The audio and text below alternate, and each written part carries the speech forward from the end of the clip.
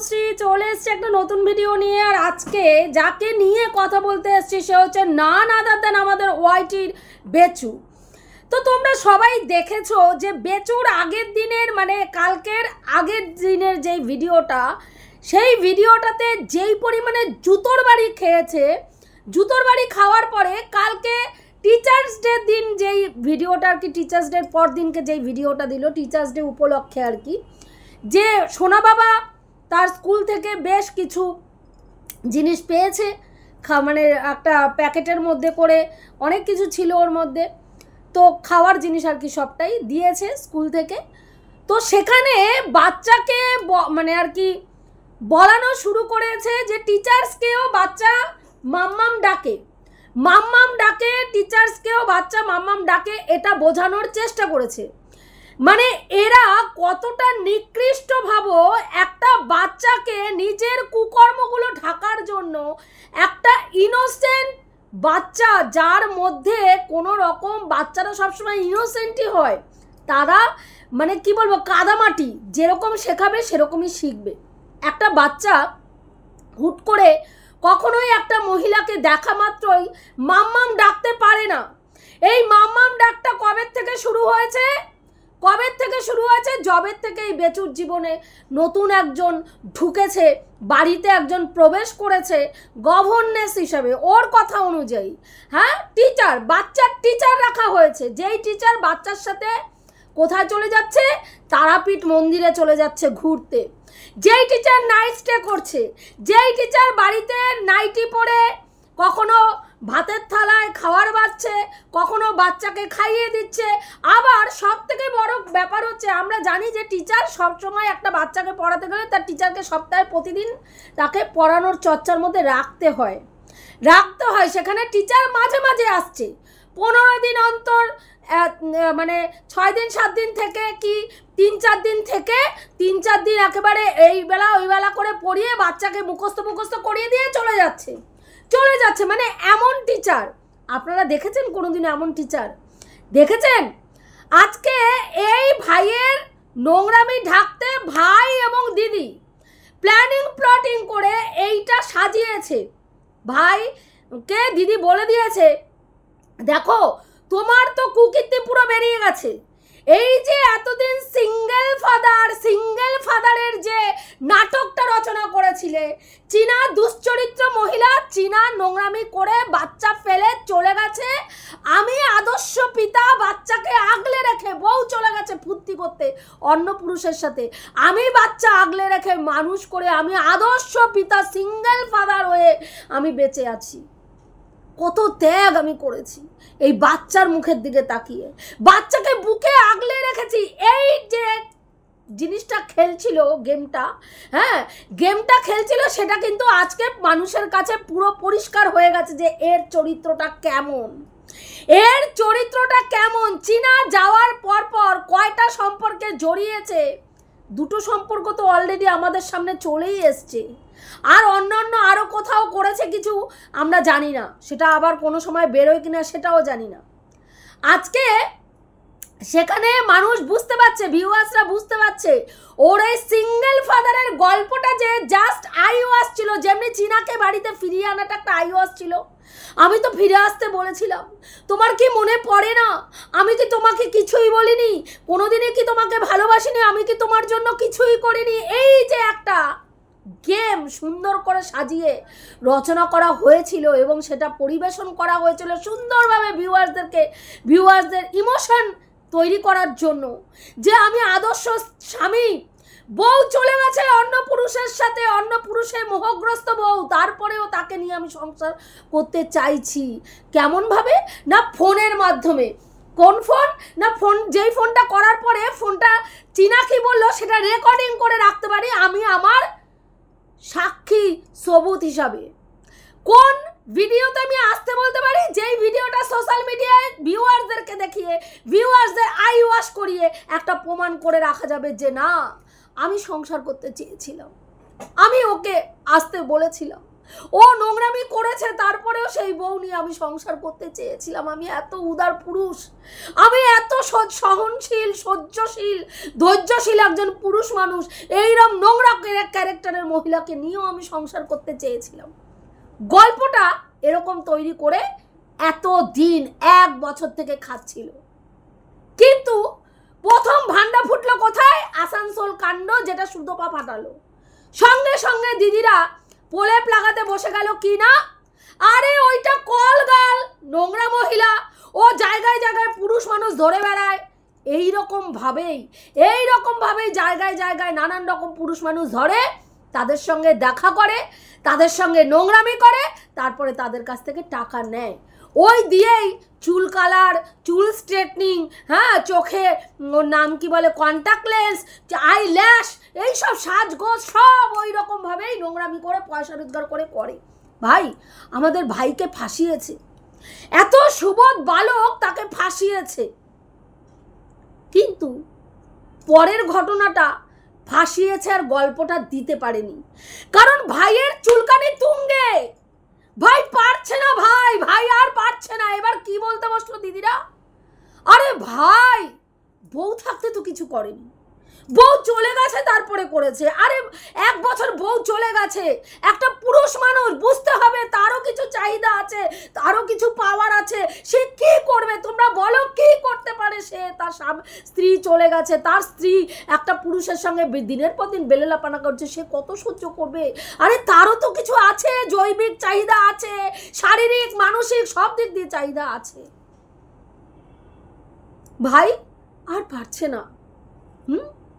তো সেখানে দাঁড়িয়ে ভাই কিছু মানে ভিউজ কামানোর জন্য আরো এক ধাপ এগিয়ে, মানে তার ধারণা ছিল তার ভিউয়ার্সরা, সে যা করবে, যাই ডিসিশন নেবে, ভিউয়ার্সরা কিন্তু একদম তার পাশে থাকবে। অ্যাকচুয়ালি ওর ভিউয়ার্সরা ওকে সমর্থন করে মাথায় তুলে রেখেছিল কেন জানো? যে ও সিঙ্গেল ফাদারের একটা ভূমিকা পালন করছে, মানুষকে দেখাতে চাইছে আমার জীবন, আমার ধ্যান, আমার জ্ঞান, আমার বাচ্চা, আমার বাবা, আমার মা, এর বাইরে আমার জীবনে কিচ্ছু নাই।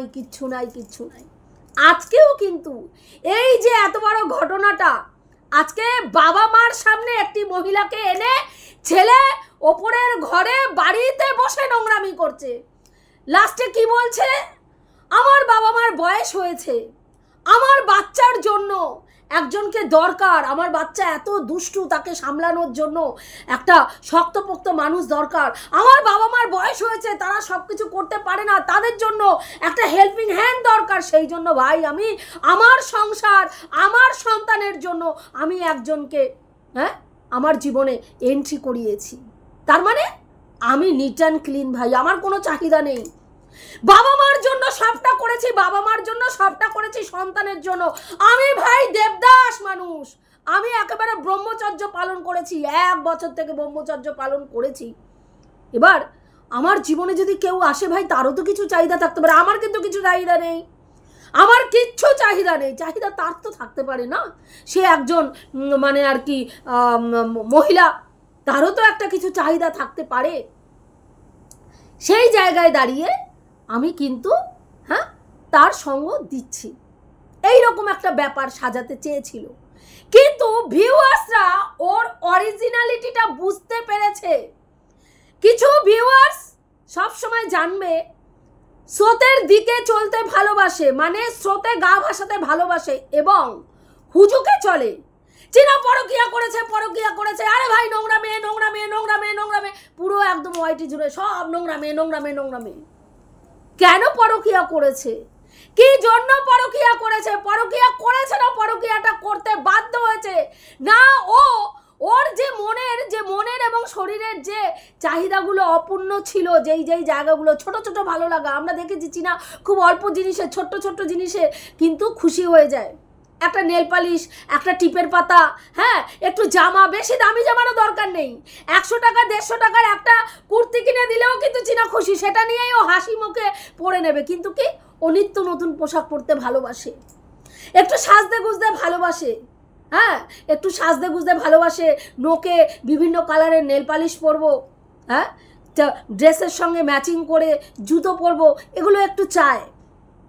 সেই জায়গায় দাঁড়িয়ে মেয়েটার কোনোদিনও শখ পূর্ণ করতে পারিনি। একটা বাচ্চা মেয়ে, এমন না যে বয়স প্রচুর হয়ে গেছে, তাকে আন্ডারস্ট্যান্ডিং করে চলতে চলতে।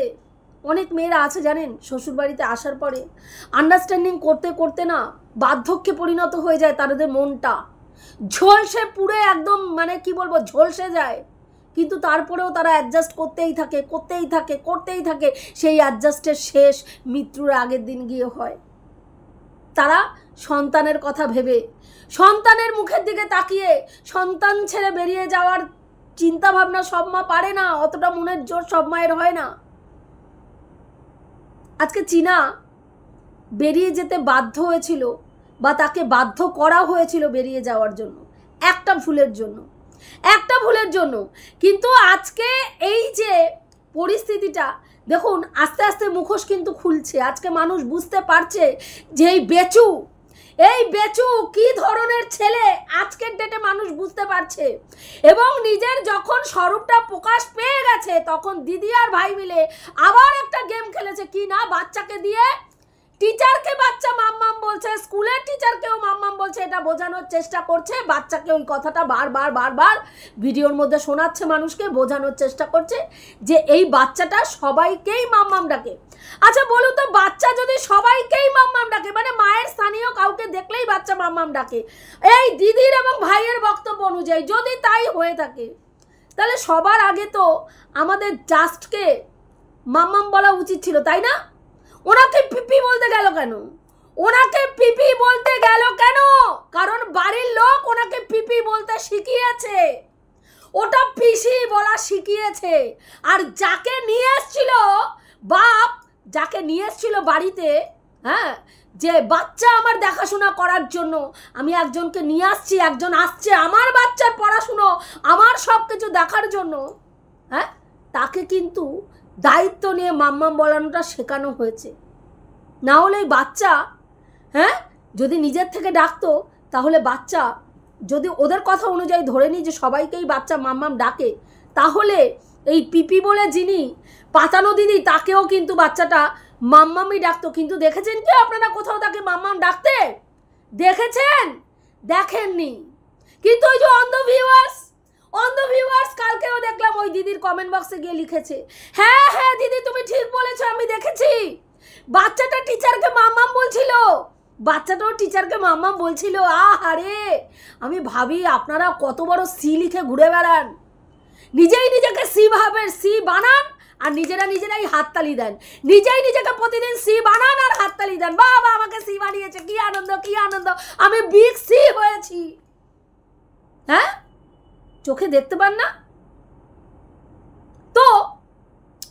এই চোখে দেখতে না পাওয়ার ব্যাপারে একটা কথা বলি। কালকে আমাকে কমেন্ট বক্সে একজন কমেন্ট করলো, আমি রাক্ষসীর মতন দেখতে, হ্যাঁ, আমাকে দেখলেই একেবারে পেতনি, পুরো পেতনি মনে হচ্ছে, চোখে দেখতে পাই না, আমার চোখ নেই, চোখ তো আমার নেই আর কি, চশমা পরি, চোখ নেই। হ্যাঁ, তা বলছি শুনুন না, আপনাকে একটা কথা বলি। আপনাকে আমি কমেন্ট করেছি, বেশ পোলাইটভাবে কমেন্ট করেছি, তারপরে আবার এটাও বলেছি যে আপনাকে গিয়ে আপনার প্রোফাইলে গিয়ে দেখে আসলাম, তো আপনি তো বিশ্ব সুন্দরী নন, আপনাকে দেখে আমি যা বুঝলাম, মানে একেবারে কি বলবো। তো ওই থোবরা নিয়ে মানুষের রূপ নিয়ে চর্চা করতে বসেন। আমি তাই ভাবি, যদি ভগবান আপনাদের সুন্দর করে পাঠাতো, আপনাদের মতন মহিলাদের, আপনারা অন্যান্য মহিলাদের পাড়িয়ে চলতেন। আমি কি কোথাও বলেছি আপনাকে, বা আমার কোনো ভিডিওতে এসে বলেছি আমি বিশ্ব সুন্দরী? বলিনি তো। আপনি কিন্তু দেখুন নিজেকে বিশ্ব সুন্দরী মনে করেন, ওটাই সমস্যা। আপনি নিজেকে বিশ্ব সুন্দরী মনে করেন বলেই কাউকে সাজগোজ করতে দেখলে আপনার তলা ফেটে হাতে চলে আসে, বুঝতে পেরেছেন? নালে এত তলা ফাটার কারণ কিছু ছিল না। আমি সাজতে ভালোবাসি, আমার ওয়াইটি লাইফে যারা রয়েছে, আমাকে প্রথম থেকে দেখছে, প্রত্যেকে জানে আমি আজকে এরকম ভাবে বসছি না। আমি প্রথম জবের থেকে চ্যানেল খুলেছি, তবে থেকেই আমি এরকম মেনটেন করেই বসি, ভালোবাসি আমি এটা, বুঝতে পেরেছেন? সাজতে গুজতে আমি ভালোবাসি। তো আপনি নিজেকে বিশ্ব সুন্দরী মনে করেন, আপনার হাজব্যান্ডকে আপনি চোখে দেখতে পান, আপনার একটা হাজব্যান্ড আছে, ভাই আমারও হাজব্যান্ড আছে, আমিও সিঁদুরটা পরে ঘুরে বেড়াই, বুঝতে পেরেছেন? আমারও হাজব্যান্ড আছে। আপনি কি কোনো জায়গায় দেখেছেন, শুনেছেন যে আমার হাজব্যান্ড নেই? বা আমি তার সাথে থাকি না, এমন কিছু শুনেছেন? আপনি যে কমেন্ট বক্সে এসে লিখে গেলেন আমার হাজব্যান্ড আছে, আমি আমার হাজব্যান্ডকে দেখতে পাই। একটা কথা তো আপনাকে বলে দিচ্ছি, এই যে দেখতে পাওয়ার জন্য এত গর্ব করছেন না, এমন কোনোদিনও না হয় যে আপনাকেও হাই পাওয়ারের চশমা পরে ঘুরতে হয়। সেদিন দেখবেন আপনাকে আবার কেউ এসে বলে দেবে আরে চোখে তো দেখতে পাস না, তোর তো চোখই নেই, ভগবান তো চোখই দেয়নি। বুঝলেন? তো যাই হোক, আপনার বক্তব্য আপনাকে বলে দিলাম। এবার আসি সেবক দাদার কথায়। আজকে পুরো ওয়াইটি জুড়ে সেবক দাদার যে কর্মকাণ্ড দেখতে পাচ্ছি আমরা, সেবক দাদার কিছু ভুলের জন্য আজকে এই জায়গাটা তৈরি হয়েছে। উনি প্রত্যেকের সঙ্গে যোগাযোগ রেখেছেন, প্রত্যেকের সঙ্গে কথা বলেছেন, প্রত্যেকের সঙ্গে ইভেন ওনার ক্লায়েন্ট যার হয়ে উনি কাজ করছে তার সম্বন্ধে উনি বাজে কথা অন্য যারা চীনাকে নিয়ে নেগেটিভ ভিডিও করছে তাদেরকে বলেছেন। উনি যাদের সঙ্গে যোগাযোগ করিয়ে দিয়েছে চীনাকে, লিগাল টিম যে চীনার, তারা যে কাজ করেনি এটা কিন্তু অস্বীকার করার কোনো জায়গা নেই। কারণ ম্যাডাম নিজে বলেছে যে তারা কাজ করেছে, মানে মহিলা commission, child commission, PM, DM সমস্ত জায়গায় যা যা করণীয় কর্তব্য তারা করেছে। এবং চাইল্ড কমিশনের লোকরা পর্যন্ত বাচ্চা আনতে গেছিল, কিন্তু তারা তাদের যে স্টেপগুলো নিয়েছে সেই স্টেপগুলো আগের থেকে লিক আউট করে দিয়ে এই সেবক দাদা নিজের পায়ে কুড়োলটা নিজেই মেরেছেন। এবং আজকের ডেটে ছি ছি ছি ছি ছি চিৎকার পড়ে গেছে পুরো ওয়াইটি জুড়ে, কারণ ওনার কর্মকাণ্ডের জন্য। কেউ যদি নিজের সম্মান নিজে বজায় রাখতে না পারে সেইখানে তো আমাদের কিছু করার থাকে না। কালকে বাবলি ম্যাডামের একটা লাইভ দেখলাম, যেখানে দেখলাম বাবলি ম্যাডামের সঙ্গে উনি যথেষ্ট আন্তরিকভাবে কথা বলেছেন, মেসেজ করেছেন, বোন বলে ডেকেছেন। সেই বাবলি ম্যাডামের সম্বন্ধেই আবার অপোজিটে যারা আজকে রেকর্ডিং শোনাচ্ছে তাদের কাছে নিন্দাবন্ধ করেছেন। হ্যাঁ, আজকে এখানে ওদেরকে বলেছে যে কেস করতে ওনাকে, বাবলি ম্যাডামকে বলেছে কেস করতে এদের নামে। আবার অপোজিটে এদের কাছে এসেই বাবলি ম্যাডামের নিন্দা করেছে। মানে এটা খুব, মানে এটা না ঠিক আমি বুঝতে পারলাম না যেটা কি কারণের জন্য উনি করেছেন। এই ক্লারিফিকেশনটা উনিই দিতে পারবেন, আমিই দিতে পারবো না। হ্যাঁ, কিন্তু যেটা অত্যন্ত দৃষ্টিকটু লেগেছে, এবং আজকে নিজের ভাবমূর্তি উনি নিজে হাতে নষ্ট করেছেন। আর এবার বেচু যেটা করছে, উনি কিন্তু স্টেপগুলো ঠিকঠাকই নিয়েছিলেন, কিন্তু আগের থেকে কি লিগাল প্রসিডিওর হচ্ছে, কি প্রসেসে কাজ এগোচ্ছে সেইটা সম্বন্ধে উনি লিক আউট করে দিয়ে পুরো চীনার একেবারে, মানে কি বলবো, একেবারে জয় হবে এমন কেসটাকে পুরো ভন্ডুল করে আজকে পুরো বসে রয়েছে। আজকে এতদিনে যেই প্রসেসগুলো নেওয়া হয়েছিল, যদি উনি যদি এই জিনিসটা না করতেন, চীনার বাচ্চা চীনার কাছে থাকতো। আজকে বারবার চীনাকে এই যে আলোচনায় বসানোর কথা বলা হচ্ছে, কি কারণে বলুন তো? একটাই, দুটো উদ্দেশ্য। এক হচ্ছে বেচুর একটাই উদ্দেশ্য যে বেচু কেস চীনা ডিভোর্স দেবে এবং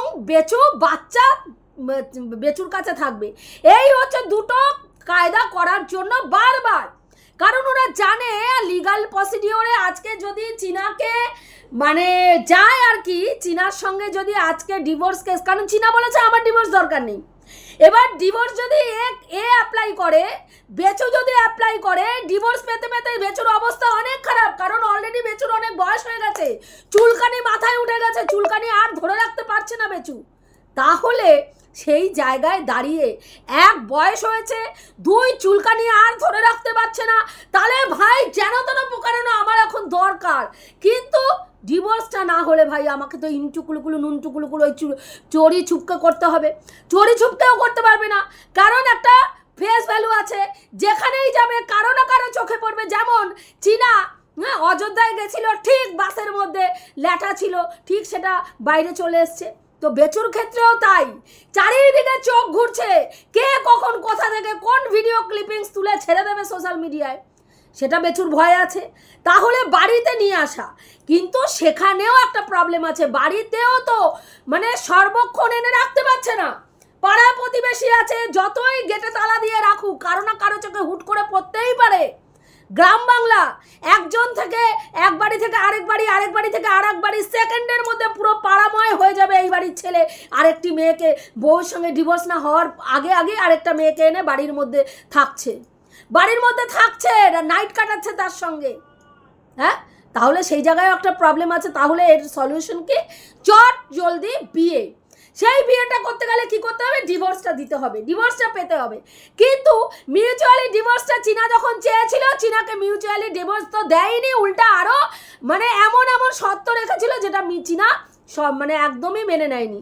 বাচ্চাকে মা কখনোই দেখতে পারবে না, বাচ্চার জীবনে মা মৃত হয়ে যাবে, ফিক্সড ডিপোজিটের সমস্ত টাকা বেচুকে তুলে দিতে হবে, এবং থার্ড হচ্ছে পাতানো দিদির ওপর থেকে সমস্ত অ্যালিগেশন তুলে নিয়ে কেসগুলোকে তুলে দিতে হবে, যেটা চীনা মানেনি, এবং সেই কারণে মিউচুয়াল ডিভোর্সটা হয়নি। আজকে বেচু মানে মিউচুয়ালি ডিভোর্স করার জন্য বারবার বারবার তার লিগাল টিমকে দিয়ে উস্কাচ্ছে, আসো ভাই বসো, আসো ভাই বসো, আসো ভাই বসো। কেন? কেন? কারণ তার বয়স হয়ে যাচ্ছে। চীনার হাতে এখনো অনেকগুলো দিন মানে রয়েছে, কিন্তু এই বেচুর হাতে দিন নেই। বেচুর বয়স হয়ে যাচ্ছে, আর বেচু চাইছে যে কোনো রকমে চীনা ডিভোর্সটা দিয়ে দিক, অথচ বাচ্চাও যাতে চীনা না নেয়। তা আমার বক্তব্য, তুই যদি সত্যিই ডিভোর্স পেতে চাস, তাহলে আপোষে বসে হ্যাঁ চীনাকে তার বাচ্চা চীনার হাতে দিয়ে দে, তার পরিপ্রেক্ষিতে নিজের ডিভোর্স নিজে নিয়ে নতুন করে জীবন শুরু কর। না মানে তোকে ঝামেলাও চীনা করতে যাবে না। চীনার সন্তানকে নিয়ে চীনার কনসার্ন, তোকে নিয়ে কনসার্ন নেই চীনার। তুই তোর জীবন দেখে নিয়েছিস, চীনা বুঝে গেছে। সেই জায়গায় দাঁড়িয়ে বাচ্চাটাকে নিয়ে ওর চিন্তা, ওর বাচ্চা ওকে দিয়ে দে, তুই নতুন জীবন শুরু কর, কোনো অসুবিধা নেই। হ্যাঁ, যদি সেটা করিস তাহলে চীনা নিশ্চয়ই সেটা চেষ্টা করবে। কিন্তু তুই যেই চাইছিস যে বাচ্চাও নেব, ডিভোর্সও নেব, আবার ওকে মাঝে মাঝে কি বলবো, মাঝে মাঝে ওকে বাচ্চা দেখার জাস্ট অনুমতি দেব, মানে দুধু ভাতুর মতন ব্যাপার আর কি। হ্যাঁ, মানে সান্ত্বনা পুরস্কারের মতন মাঝে মাঝে বাচ্চা দেখার অধিকারটুকু মাকে দেব, আর বাদ বাকি বাচ্চাকে আমি আমার কাছে রেখে দেবো। কারণ বাচ্চা হচ্ছে তার কাছে ট্রাম্প কার্ড, বাচ্চা হচ্ছে তোর বিজনেসের প্রফিটের জায়গা। বাচ্চা যদি না থাকে তোর চ্যানেল ধস নেমে যাবে, এমনিতেই অলরেডি নেমে গেছে। যেইটুকু ভিউজ হয় তোর, সেটুকু ওই বাচ্চার জন্যই হয়, এবার সেই বাচ্চা যদি চলে যায়, তাহলে ভাই তোর ইনকাম পুরো ঢুস হয়ে যাবে। তাহলে সেই জায়গায় তোর ইনকাম যদি বন্ধ হয়ে যায়, তোর ওই যে হ্যাঁ চোখে চোখে কথা বলা যে চলছে, সেই চোখে চোখে কথা বলা ফ্রুত করে উড়ে যাবে, ফ্রুত করে। হ্যাঁ, বলছি তাকে কত টাকা দিস যে তোর বাচ্চাকে পড়ানোর জন্য সে বাড়ি ঘর ছেড়ে এখানে থাকে, এসে 6 দিন 7 দিন এসে হ্যাঁ তাকে একেবারে বাচ্চাকে মাতৃসুখের ভালোবাসা আদর যত্নে ভরিয়ে দিয়ে তারপরে চলে যায়। কত টাকা দিস মাস গেলে? কোন বাড়িতে ভিউয়ার্স তোমরা দেখেছো যে এইটুকু একটা বাচ্চা পড়ানোর জন্য হ্যাঁ বাড়িতে গভর্নেন্স রাখা হয়, সে এসে মাঝে মাঝে আসে? যদি গভর্নেন্স হতো তাহলে তো তাকে দেখাতে পারতো, এত লুকোচুরির ব্যাপার ছিল না তো। এই দেখো তোর হাত, এই তার চুড়ি, এই তার মেহেন্দি, হ্যাঁ এই তার, ওর নাম কি, সে কখনো রুটি বেলছে, কখনো ভাত বেড়ে খাওয়াচ্ছে বাচ্চাকে। হ্যাঁ, সব সিলিখে ঘুরছে এখানে পাবলিক। তুমি মনে করো সব সিলিখে ঘুরছে, তোমার দিদি আর তুমি যা গল্প ফাঁদবে তাই এসে মানুষ শুনবে। এখন বাচ্চা, ভাবো একটা বাচ্চার ফিলিংস নিয়ে এরা কিভাবে খেলছে। যেই বাচ্চাটার কাছ থেকে তার মাকে কি করেছে, মৃত করে রেখে দিয়েছে, বাচ্চাকে বলেছে তোর মা মরে গেছে। সেই বাচ্চাটা, যেই বাচ্চাটা নিজের মাকে পেয়েছে 2.5 বছর পর্যন্ত, সেই বাচ্চাটার মনের মধ্যে মায়ের একটা জায়গা রয়েছে, একটা যন্ত্রণা কষ্ট রয়েছে, বাচ্চা বলতে পারে না, প্রকাশ করতে পারে না, কিন্তু আছে। যদি না থাকতো তাহলে আজকে এই মহিলাকে আনার সাথে সাথে বাচ্চা মাম্মাম করতে করতে তার কাছে গিয়ে দৌড়ে দৌড়ে বেড়াতো না, কারণ সে তার মাকে খুঁজে বেড়াচ্ছে। আর সেই সুযোগটা নিয়ে এই অসভ্য ছেলে আর তার দিদি আজকে কি খেলতে বসেছে না, বাচ্চা যাকে দেখে তাকেই মাম্মাম ডাকে, বাচ্চা স্কুলের ম্যাডামকেও মাম্মাম ডাকে, মানে মানুষকে যা পারছে তাই খাইয়ে যাচ্ছে। আশা করি তোদের এই খাওয়ানোটা তোদের অন্য ভিউয়ার্স ছাড়া বাকি ভিউয়ার্সরা ঠিক বুঝতে পারছে যে তোদের দিদি আর ভাইয়ের কি ভণ্ডামি চলছে এখানে, কি ভণ্ডামি চলছে। চোরের সাক্ষী মাতাল হয়ে তোর দিদি কি সাক্ষী মারাতে বসেছে, সেটা যাদের বোঝার তারা ঠিক বুঝতে পারছে। এটুকুই বলার ছিল বন্ধুরা, রাখছি, দেখা হবে নেক্সট ভিডিওতে। প্রত্যেকে ভালো থেকো, তনুশ্রীদির পাশে থেকো।